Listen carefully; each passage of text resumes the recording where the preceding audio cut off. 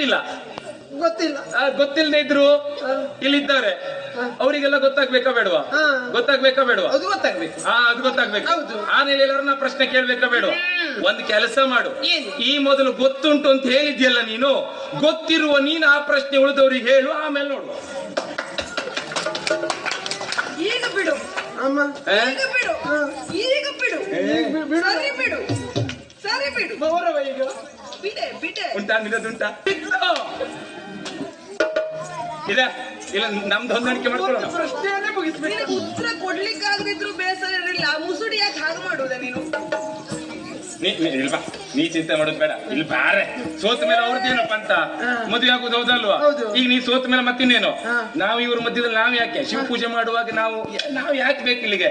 ಹಾಗಾಗಿ ನಮ್ ಪೂಜೆ ನಾವು ಕರಡಿಯನ್ನು ಓಡಿಸೆ ಅಮ್ಮ, ಕರಡಿಯನ್ನು ಓಡಿಸೆ. ಈ ಕರಡಿಯನ್ನೇ ಮದುವೆ ಆಗುದಾಯ್ತು. ಪೂಜೆ ಮಧ್ಯೆ ಕರಡಿ ಇರಬಾರ್ದು. ಇರ್ಬಾರ್ದು. ಬನ್ನಿ ಬಾಬಾ, ನಾವಿಬ್ರು ಹಾಕಿ ಹೋಗೋಣ.